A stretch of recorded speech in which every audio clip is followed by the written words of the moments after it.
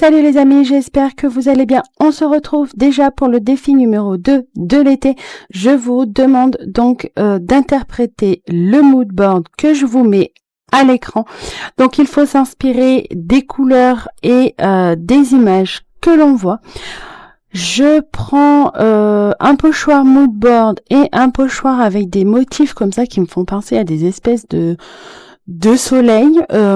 Donc je suis venue prendre ma Distress Ink couleur jaune et je suis venue l'appliquer comme ça, mais pas parfaitement, et en intensifiant plus certains coins que d'autres, pour vraiment avoir un effet un peu dégradé, estompé comme ça, que j'aime bien sur les moodboards.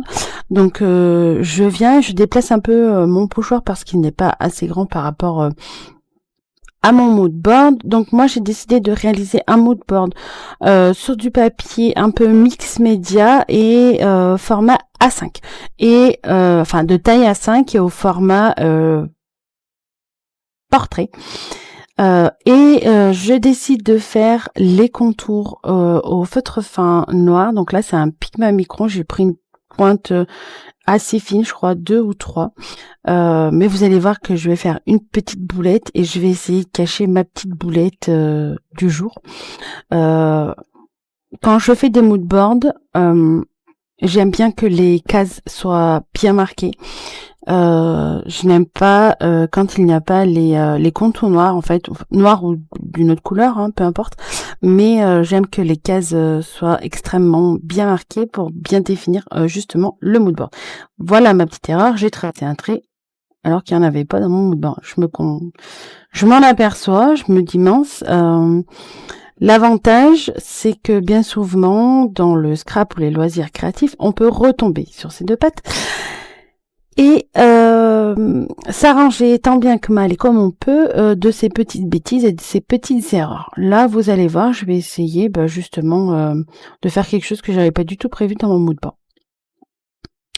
En général, je trace tout ça à la règle, j'essaie d'être le plus droit possible et de pas trop soulever mon pochoir pour pas que ça me fasse des bavures et pour que je reste le plus droit possible parce que sinon c'est pas très joli, je trouve. Donc une fois que tout est fait, je viens tout retirer et j'adore le résultat que j'ai obtenu. Et je viens choisir les éléments que j'ai préalablement découpés avec ma silhouette portrait et je les ai colorisés au crayon de couleur aquarellable. Donc ça m'a pris pas mal de temps. Après je fais des petites sessions par-ci par-là et ça va un peu plus vite quand j'ai 10-15 minutes à faire. Donc là j'essaye un peu de voir comment je fais. Moi dans mon idée, dans la case du bas, je voulais disposer un bateau en fait, le grand voilier, et disposer les choses comme ça. Mais vu que j'ai tiré un trait alors que je ne devais pas, je me suis mis à réfléchir et à faire les choses différemment. Là, je vous montre que je colorise d'autres éléments parce que je me suis aperçue que j'avais pas assez ou pas les bons. Donc j'ai sorti des crayons de couleur aquarellables que j'ai de la marque Broadfunner. C'est des crayons à l'huile. Je les aime beaucoup. Ils ont une bonne pigmentation et j'ai pas toutes les couleurs. Je sais plus combien les 7 que j'avais pris, mais j'adore les couleurs que j'ai. Je les sors pas souvent parce que les crayons de couleur c'est une technique qui demande du temps, beaucoup de temps, pas mal. Mais là, vu que c'est aquarellable, ça gagne pas mal de temps. Il n'y a pas besoin de bien colorier, de faire un joli dégradé parce qu'avec l'eau ça fait le travail un peu à notre place. Donc il suffit juste d'être un petit peu minutieux parce que j'ai utilisé donc mon imprimante classique bureautique, malgré que ce soit une Epson EcoTank, donc je remplis les réservoirs pour l'encre.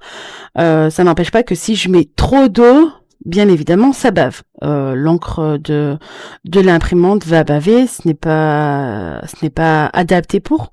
Faut faire extrêmement attention, c'est pour ça que mon pinceau est légèrement humide, c'est tout. Il n'est pas gorgé d'eau, il n'y a pas des gouttes d'eau sur mon pinceau, ce n'est pas possible, sinon j'aurais extrêmement des bavures, beaucoup trop de bavures, et ça aurait pas un rendu super joli. Donc vraiment mon pinceau il est à peine humide, de quoi juste diluer un peu les pigments pour avoir cet effet un peu aquarelle.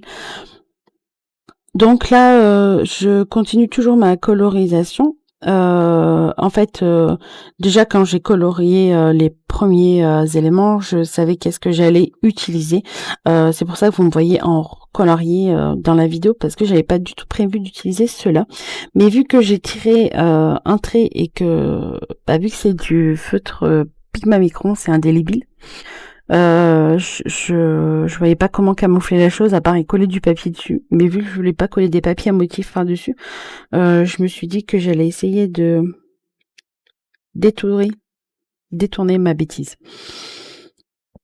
Donc là je vous ai filmé cette version là. Faut savoir que j'en ai fait une autre version, je vous la posterai aussi, en format paysage, à peu près avec les mêmes éléments, mais avec dans une disposition différente en fait, et les deux correspondent parfaitement à la consigne du jour, de s'inspirer tout simplement du mood board.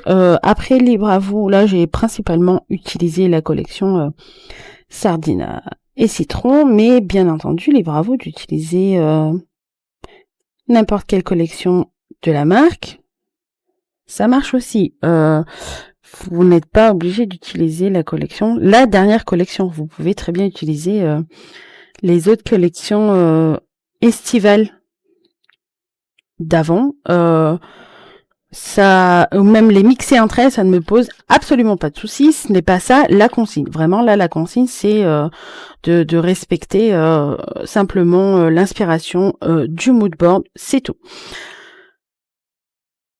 Donc là, je continue de coloriser et je mets en place les éléments. Comme vous pouvez voir, petit à petit, j'essaye de changer. Donc j'avais toujours dans l'idée d'utiliser ce petit bateau, ce petit voilier, mais au fait, au final, plus j'avance et plus je me rends compte que je ne peux pas le mettre, que je vais devoir changer un peu les éléments initiaux que j'avais décidé d'utiliser. Donc comme vous avez pu voir sur le petit trait que j'ai tiré et qui ne devait pas lieu d'être, j'ai décidé plutôt de le garder et d'en faire une guirlande de sardines, comme c'est nous est proposé sur le mood board, un peu ces sardines un peu suspendues sur un fil. J'ai décidé de recréer à peu près la même chose.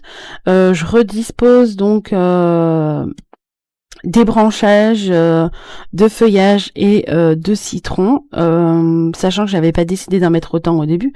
J'avais décidé d'en mettre un peu moins, mais en fait au fil des choses, comme je vous ai dit, j'ai dû adapter ma vision en fonction de ma petite bêtise, et finalement je me dis que c'est un mal pour un bien, parce que j'adore vraiment le rendu que j'ai obtenu avec ces petites sardines suspendues, tous ces petits citrons par-ci par-là, ce petit avion tout en haut. Franchement, je trouve qu'il nous rappelle la destination des vacances. Il nous rappelle que c'est le moment de décrocher, justement, de lâcher prise et de profiter un peu des vacances et du bon temps. Donc j'aime pas mal le résultat que j'ai obtenu. Comme je vous ai dit, j'ai fait une autre version. J'ai les deux sous la main.